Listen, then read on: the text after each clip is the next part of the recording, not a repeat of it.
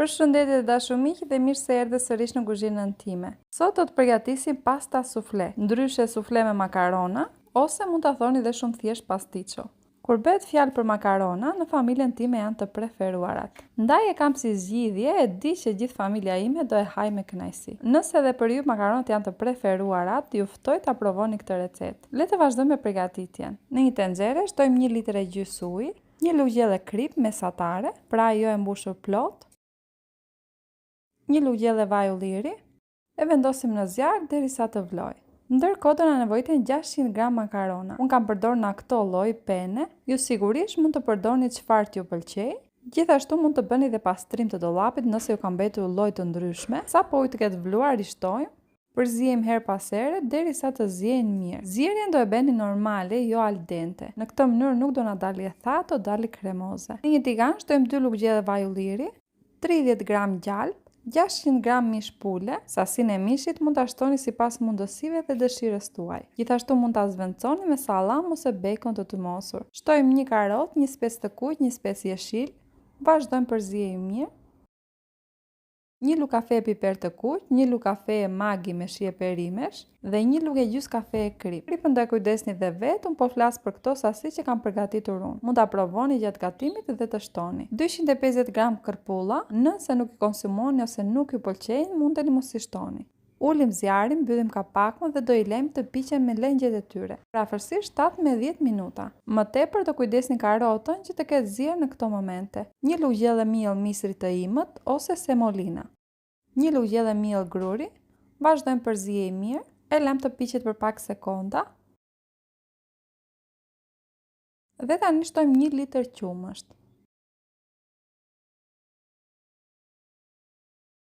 Përziejmë mirë që të tretet mielli, trazojmë mirë në zjarr mesatar në këtë mënyrë derisa të vlojë dhe të bëhet një masë kremoze. Jo shumë e trashë siç e shikoni dhe në video. Largojmë nga zjarri. Në një tas thyejmë 2 vezë. Vazhdojmë i përziejmë mirë. Shtojmë vezët. Dhe trazojmë me shpejtësi që mos të harri vezat të piqet në një vend. Sigurohuni që është larguar nga zjarri kur të shtoni vezën. Do jetë e nxehtë, por jo duke vluar.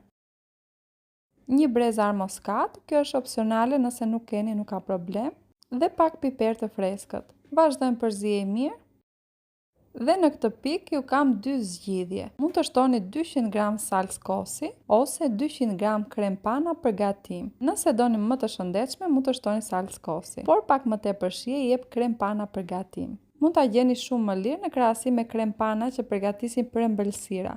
Pana për gatim ka si figurë makaronat jashtë paketimit, pra shumica e paketimeve. Pasi kanë zier makaronat, i kulloj mirë dhe i përziej me masën.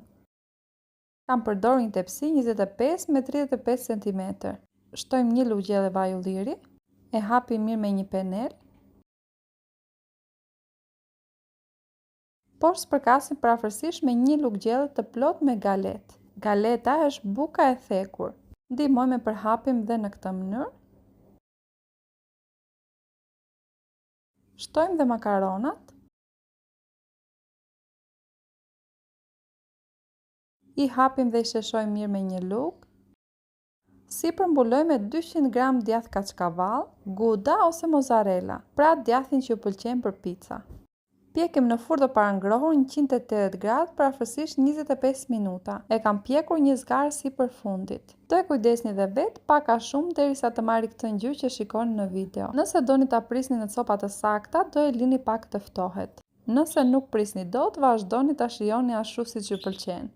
Del tepër e shijshme, jam e sigurt se nëse e provoni do e përgatisni shpesh. Ja pra të dashur miq, ku përfunduam dhe me recetën e sotshme. Nëse ju ka pëlqyer, për të më mbështetur, mos harroni të bëni një like dhe ta ndani me miqtë tuaj. Të gjithë përbërësit do i gjeni të shkruar atë komenti i parë ose poshtë videos. Për ata që do e provojnë, punë të mbarë dhe ju bëftë të mirë.